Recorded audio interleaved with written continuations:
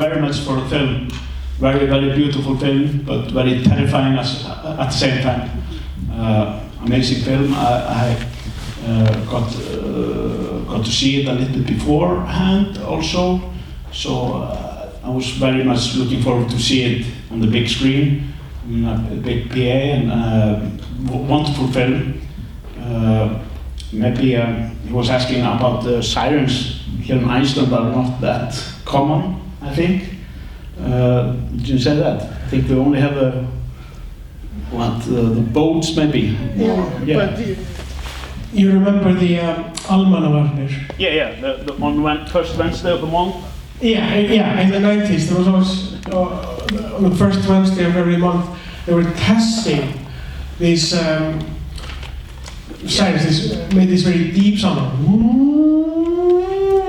and several months at the same time, and it was supposed to be for natural disasters and stuff like that. Well, that's what I was told as a kid. Yeah. But then I was telling some, Americans about it recently, and they were saying, "Oh wow, that's definitely a Cold War thing."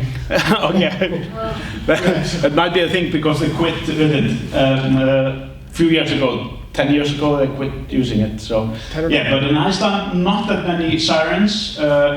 And also just seeing all these different kinds of the physical sirens. I've never thought about how many different there are. And maybe I'll pass the mic over to you here.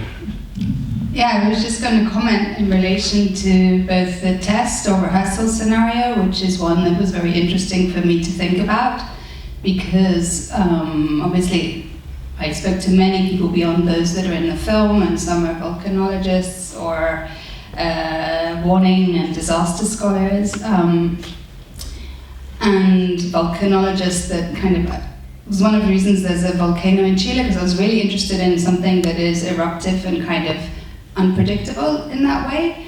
But I also discovered that there are, in Chile there were very few sirens as well, and I wanted a shot where the siren would be visible alongside the volcano, and that was really hard to achieve because obviously very few people live near the volcano.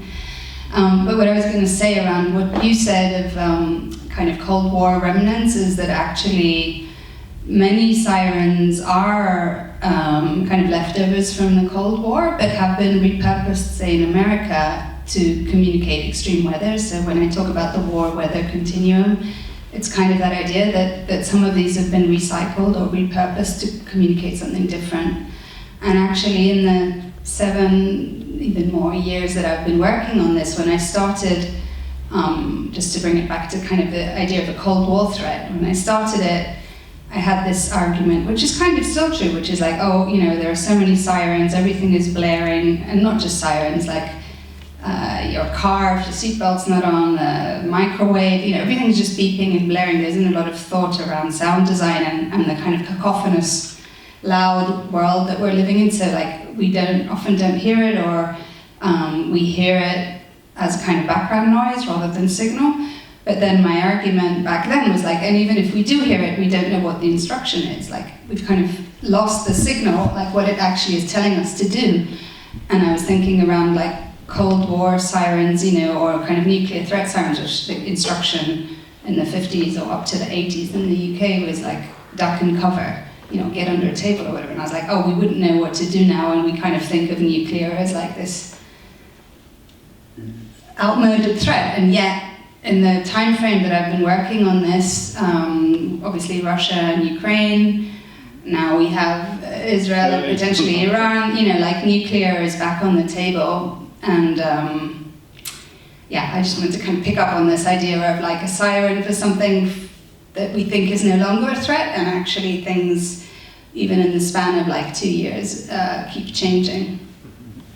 Yeah, I really like the point you said, with the continuum World War I, World War II, and then it's major disaster, And I would say very much these sirens back in the day in Iceland, once a month, first Wednesday. Yeah, it kind of didn't feel if they would go off now, nobody knows. It's not. And like you say, it was very clear. I teach also electronic music history, and I was were going through talking about Delia Derbyshire. I know you did a film about the Aura machine. Would really love to see that film sometime. But in interviews with Delia Derbyshire, it's very clear. You know, it's Yeah, the sirens. Yeah, this means that. This means that. You know, what is the alarm? What is the all clear? You know, it was quite clear in the minds of everybody there. But like now you say, it's like we wouldn't know what to do with it. I actually really love with the film how can I say, how diverse it is and how it touches on many different kinds of sirens and alarms and different parts in society or culture where they are. But I have one question. I have some notes here, but kind of about, because you got this beautiful video stuff, but then also the beautiful music of the artist doing that, reimagining the sirens. When you got all these parts, like 20 parts from, did you know in what order you were going to have them, or did you just then, was that just like, oh my god, I have these 20 beautiful sirens, I have to kind of figure out the structure with that, and also in connection to the visuals, you know, how did you figure it out? How did you put this all together? Yeah, it was really challenging, but some things I knew from the outset that they would be towards the end, and some images were really strong in my mind, and I kind of held them. So from the very start, I knew I wanted to film sirens burning. And the reason for that is I wanted to kind of bring up this point of like, that it's signaling something that it's also subject to. So the siren is there indicating whatever, that there's a fire, but it can also burn. And that image was really strong in my mind. And the other was, basically I was thinking about the test condition of the siren and also the anechoic chamber. But then I had to find out what goes in the anechoic chamber, what sound is appropriate, or with the fire as well. And I got like maybe 40 minutes of music before I had any film. So I had the music first. And some of the music, I have to say, the people I collaborated with informed what I then wanted to put into the film. So for example, Laurie Spiegel, I'd made a little film portrait about her, you know, some years beforehand, and then I approached her with this topic, and the first thing she did was say, the piece that I sent on the Golden Record, I don't know if people are familiar with this thing that was sent, NASA sent to space to speak to other aliens. Voyager yeah. Golden Record, yeah. And there was different music and samples of different cultures on it, and Laurie Spiegel had made a piece where she sonified the planets, inspired by Kepler's Harmony of the World. So it was the sound of the whole world, and it sounds like a piercing siren, but it's actually data sonified and then kind of put together. It's quite a radical piece of music. So she said the first thing that comes to mind is this: it's a pre-existing piece, but I'll send you the stems and you can do what you want with it. And to me, it's like the sound of the world and its indifference to us, which was like a really beautiful perspective. So that opening shot from above, kind of coming down with the siren, was like I thought of that shot with the music in mind. And actually the same with the Israel-Palestine section. Mazen Kerbaj, who I worked with, he's in the film twice.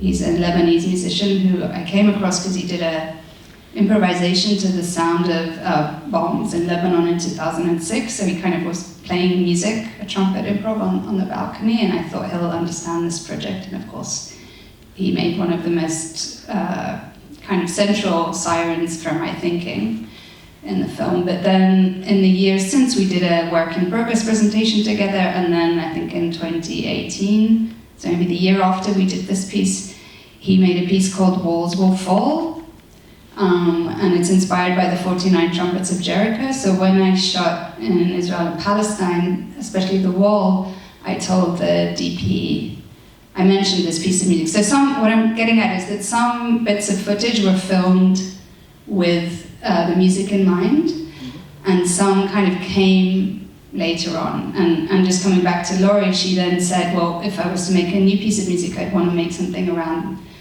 the Anthropocene, around like the sound of extinction and the sound of animals suffering, animal grief. So the bit that's in Lapland, that's her music there. So yeah, it was very hard to put it all together, but it was a question of like, how does the music follow formally, but also how does the music set the tone for the footage and not illustrate it, and kind of offset the image. So all of the film there's no kind of diegetic, there's no sound that's in the footage except for the bells in Bethlehem. And one more, and the Horomana Hora, the Maori musician. And that was also really important because in conversations with him, he was saying, the music is part of the environment, which is what she's saying. So the music can't be recorded in a studio.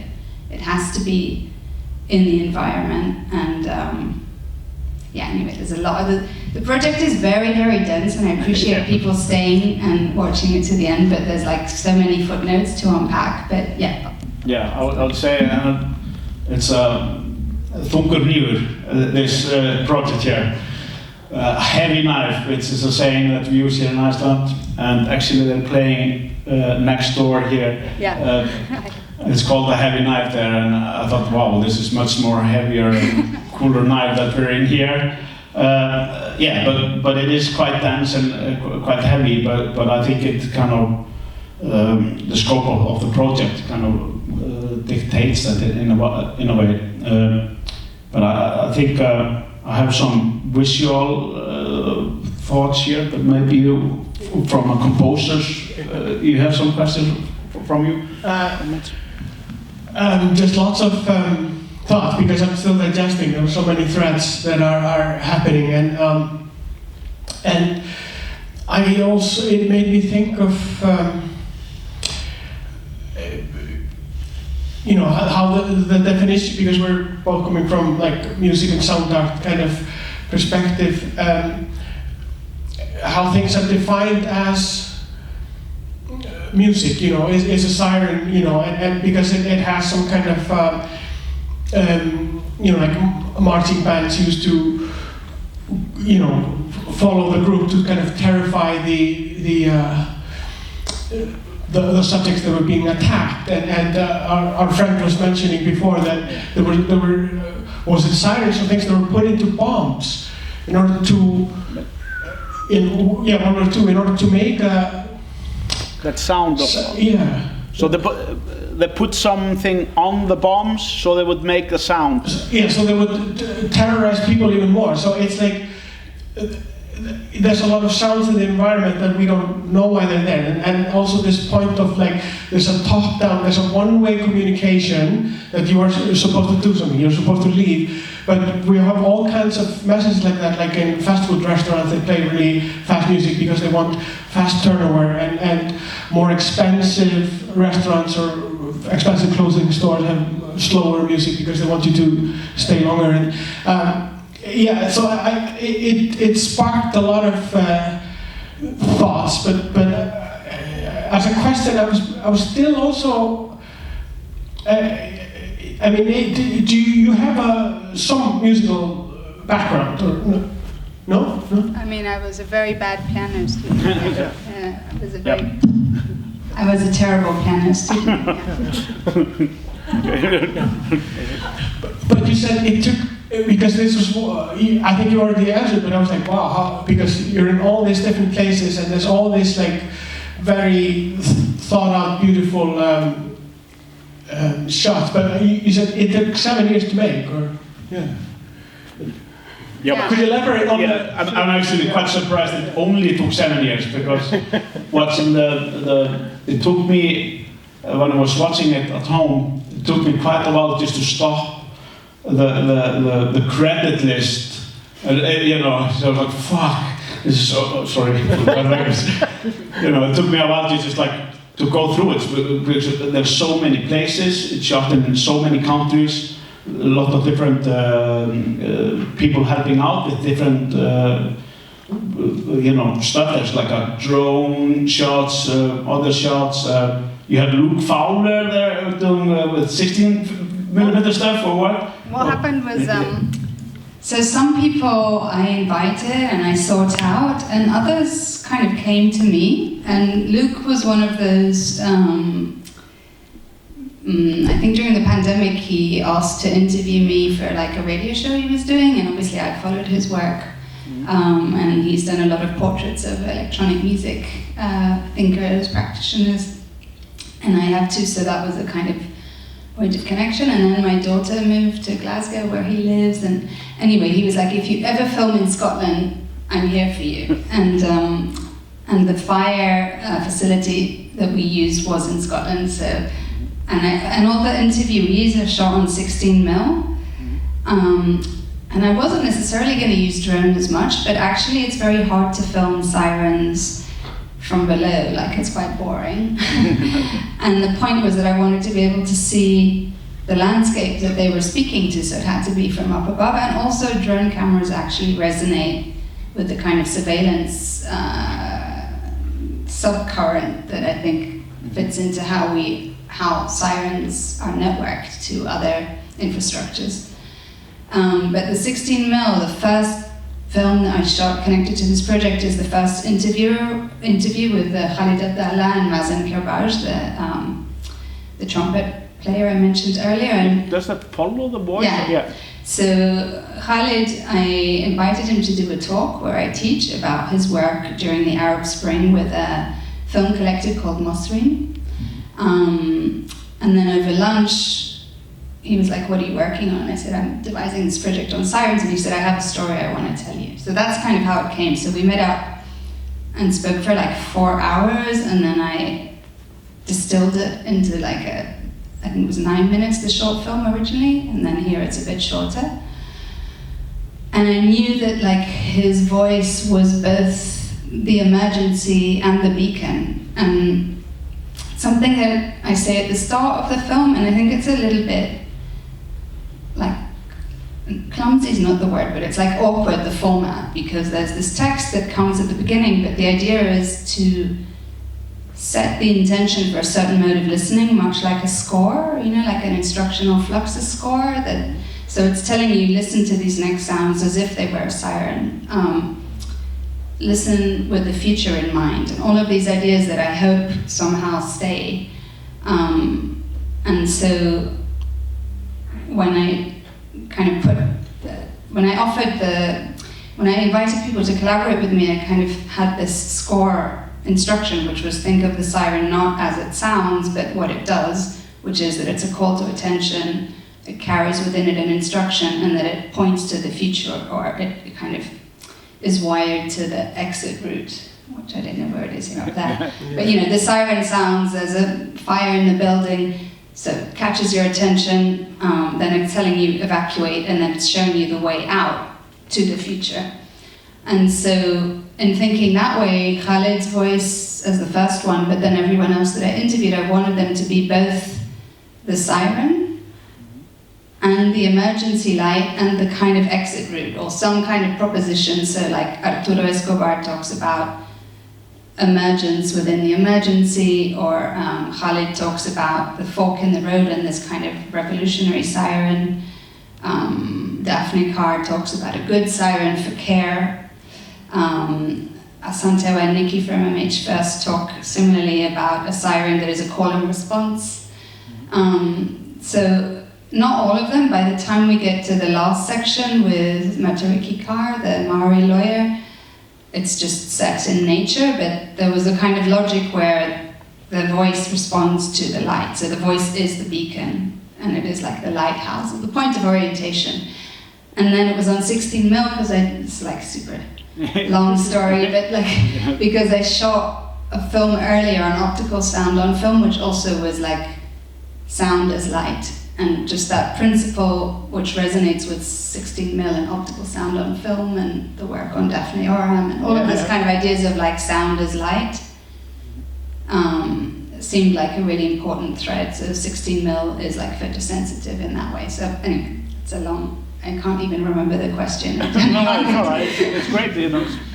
Yeah, just great points. Yeah, I think 16mm fits this quite well, and also in contrast to it's more kind of warm or close, and then you have the colder surveillance, like you say, exactly, the drones or the big stuff there. And yeah, like I wanted it to be intimate. Yeah.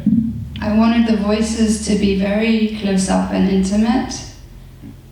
And you know what you said earlier about the mood of music, how it like sets the tone. Like for me, what was so interesting with this siren experiment, that like you listen to music as if it were a signal, or you hover between the two. Like sometimes it's music and then you're like, no, but it's a signal, it's telling me to do something. But I really like this way that music just short circuits to a place. So like Mazen's sound is immediately rousing and like defiant, and other sounds are immediately mournful, and you can't quite put it in words, but it takes you there really quickly because music moves you in that way. And so yeah, I felt that it was really important to like not have voices, like I hope allow enough space for listening to happen, but then when the voice was there, not distract too much with visual, so that another kind of listening can come into play, which I hope works. Yeah, and like what you said somewhere in the, you know, how to listen ahead, you know, it's like quite different than looking ahead, but listening ahead. And I think it was a quite. I have one question about like on a lighter scale. Is there any? It's an unfair question, but is there a shot or a moment in the film that you like a lot, or you know, what you like the best? You know, what came together in a kind of magical way that you couldn't see beforehand? Is there any shot or a thing that happened that you kind of find this kind of, yeah, that you would like to tell us about, that you like? There are so many. I mean, I have to say, as I said, I started the project. It came to mind in 2016. I got a little bit of funding and started commissioning sounds in 2017. And some of the music was like really important to me, and I had to find the right image for it. I thought you were going to ask, is there an image that you dislike? And I definitely have a few that I'm like, oh, if I could film it again. That's an even better question. So, is there any image that you don't like, you know? Well, for example, like the digital material is very smooth, and the 16mm has like artifacts and it's glitchy, and like that's the beauty of it. And so what I was going to say is, like, I shot some bits during the pandemic remotely, like in Fukushima, you know, there were still travel restrictions. And so I came up with this solution which actually worked really well, which is to work with a local documentary filmmaker who's originally from Fukushima but based in Tokyo. So someone introduced me to him, and then he found a local drone operator who had actually been filming Fukushima since 2011, so he knew exactly what was happening and how the landscape was changing. And then I did a storyboard using Google Maps. Wow. And obviously some Google Maps were old and kind of weren't updated, so some were like ruins and others weren't, and it was really interesting. Some things didn't look like for example, the school. I really wanted to film the school because I knew it was this famous example that had survived, the children survived because they didn't heed the instruction. Yeah, they decided to go off, yeah. So it was really important to me to film that school, and in the Google Maps it had one of those sirens like the other ones that are quite beautiful, and then they replaced it with one of those that looks like a 5G mast, which is and I was like, okay, whatever, technology's changing, but it doesn't look like a siren, and it was kind of but there's like a little moment where one of the things that we shot, which is something that happens with drone cameras in general, is sometimes if the signal is far away from the remote control, it like has a little judder. Like it kind of, so there's like a few seconds. It really irritated me, and I was like, can we film it again? You know, it's not smooth. And then the weather changed and things didn't look the same and there wouldn't have been continuity. And by the end of it, I was like, okay, drone also has glitches, and in 20, 30 years we'll be like, oh, drones from the 2020s.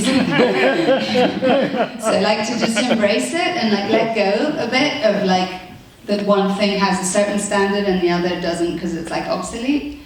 So that was one thing. And then also I guess like in filming, like when I was researching Fukushima, you know, I spoke to a lot of people, and I started to understand the seawall. And I guess, so the script of the film, I wrote it for a very long time, but I kind of wrote it into the footage.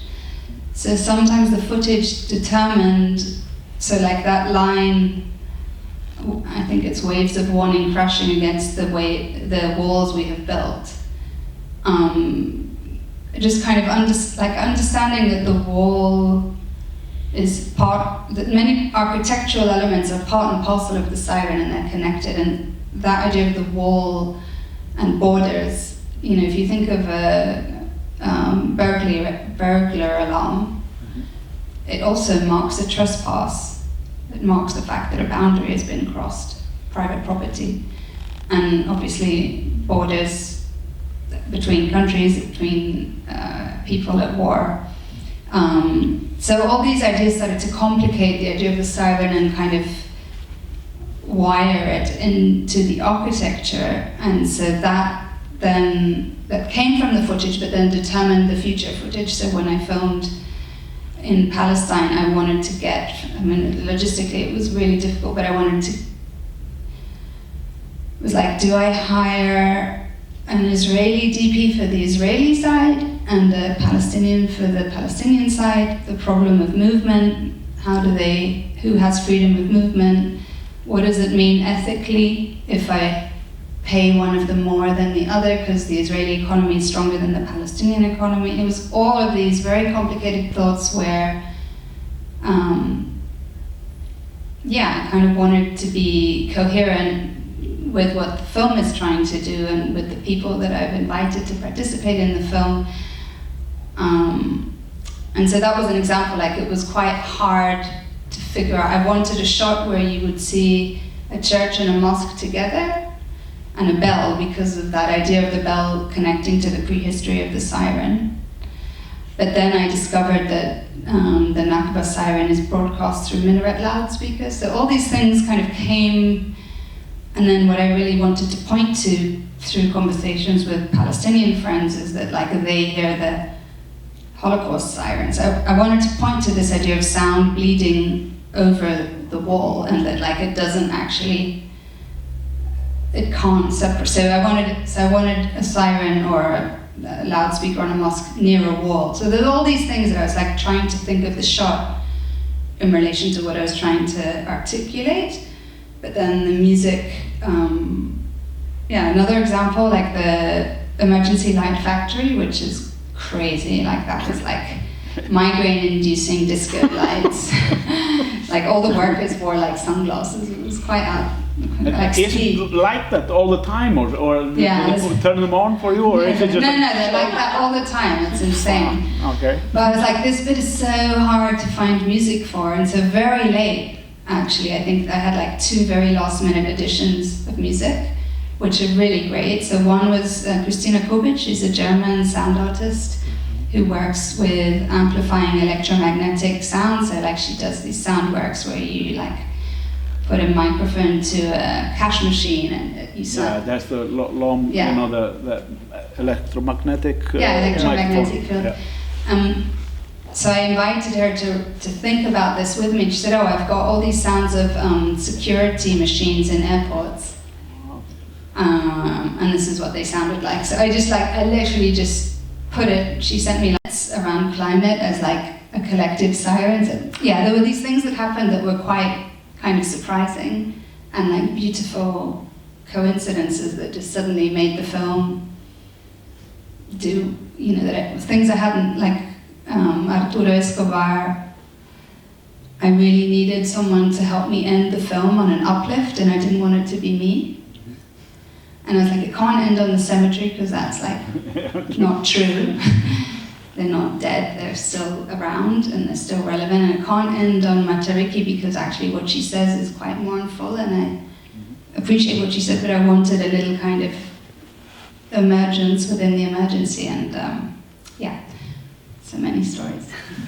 Is it time for? Yeah. Yeah, as I'm not a film background guy, I have one kind of film question that's perhaps banal, but I think that I've heard people talk about it in terms of, for instance, Ingmar Bergman films, like how, regardless of the cinematographer that he's working with, there's always like great emphasis on the human face and angles of the human face and interactions of faces. And here we have a movie without any face ever. We hear lots of voices, but we don't see any face. I think you mentioned something, but I'm kind of curious more about the kind of idea, even with all these words, like if it was never tempting to, this is the kind of a stance that you take, that you don't see anybody's face, and kind of, I'm kind of curious also what the kind of idea is. Yeah. Well, when you talked earlier about the rehearsal, I'd come across a few rehearsal scenarios where people actually enact a disaster and test the emergency services to see that they're apt. And I thought about that, and really I didn't want people to imagine the response to a siren. I wanted to give the listeners that space. And most film works with like empathy, so like you see someone look apprehensive or worried, and then you go into the same space as them. So I didn't want there to be any human expression that would set the tone for how you're meant to interpret what you're hearing. And then I guess there are workers, but they're also quite kind of anonymized. But in the factory there are workers. In both factories, they're kind of there, but they're not identifiable. Right. But like I thought, oh, there's a woman working here, I want to make sure she's represented because it's mostly men, for example. But you might not know that, but she had, doesn't mean anything. She had long hair and rings or whatever. But yeah, I didn't want to over-determine the affective register through facial expressions, and I felt like that would distract from the project and from this idea of like being open to listening in that way, where I think, there's something really beautiful obviously in a cinema, people together listen and that impacts how you listen. But I think many films overemphasize the kind of subjective empathy as like the primary way in to storytelling or to whatever the subject matter is, and I really didn't want to do that. And also this topic it's like, if I put a white person, or if I put, Horomona is the only person who's semi-visible, but not much. The instrument is foregrounded rather than his face. But it also just kind of brings up this question of like, well, whose face? And if you put, already there's that question with the voice, like which accent, where are they from? I worked with a deaf filmmaker to develop the captions for The Hard of Hearing, which I didn't know how you screened it, but probably not the deaf, the access caption. But she was saying, oh, African-American, like you might want to say here, African-American female voice. And I was like, I don't want to say that because like, I have a slippery accent and I didn't know what I'd like. I'm not British, like would you say British accent? I didn't know. And then Nikki, the other person with Asante, I didn't know her ethnicity. She's not white, but I didn't know if she's Mexican or of Indian. It's like, I don't want to over-determine. So there was like, that's another dilemma, because obviously that's a nuance that I can hear an American accent and maybe something a bit more than that. But yeah, it's a difficult question. But yeah, I didn't want to over-determine. That's the kind of simple answer. I think they're giving us a time here. Is there any question from our audience? Did it came about at first? Yeah, how the idea came first to you. Yeah. As I said, I made a film with Laurie Spiegel. So I'd made quite a few films about electronic music, and the sound was a bit already kind of siren-y, like you mentioned Yellow Derbyshire. So the sound quality that I liked is a bit kind of like a glissando of an electronic tone. But then I did a piece with Laurie and Pauline Oliveros that was for telephone.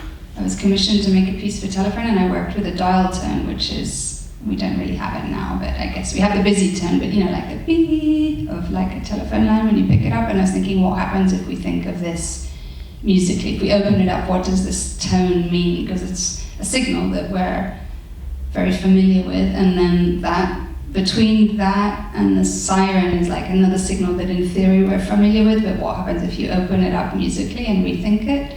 But also, frankly, it was my inner soundtrack, and I'm sure lots of people, certainly 2016, you know, in the UK there was Brexit, there was Trump, that's just, and now, like, you know, and the whole question around climate, it's like we feel we've internalized this siren. So I think I was internalizing it, and I was like, how can I exercise, process this with more people? And it just kept snowballing into this, you know, first it was a sound piece, then it was a short film, then it was going to be a 20-minute film, then 40, and in the end, it's a feature, and it's probably still going on, like there's more things happening, because I hope I'm a bit bereft that I finished it, because it was so life-affirming to be able to connect with people through this concept, because we're talking about emergency and threat and catastrophe, but we're also talking about escape routes and future. And I hope I'll have another idea that can do that between music and kind of philosophy and politics, and that can bring so many people together to think collectively. Yeah. Yeah. On that note, just very quickly, are you working on some project now, or do you have future projects? Yeah, one of the musicians that's in the film, in the volcano bit, and at the end is Evelyn Glennie, who's a deaf percussionist, and I really love that she listens through vibration, which is why she's in the volcano bit. Kind of seismic listening really resonated with me. So I've made a short film about her that I'm editing. And then I have a bigger project which is much harder to explain than the siren one, but it follows on. But it's about kind of scores and instructions. So kind of again, somewhere between music and graphical scores. You've done something with that before, right? It's not quite graphical scores. I think this will be more about like how the instructional mode, it's a little bit a follow-on, but it's not as concise. But instructional scores and warnings and other ways, there's a kind of invitation or command to respond to it, and something super vague. Take me a long time to explain.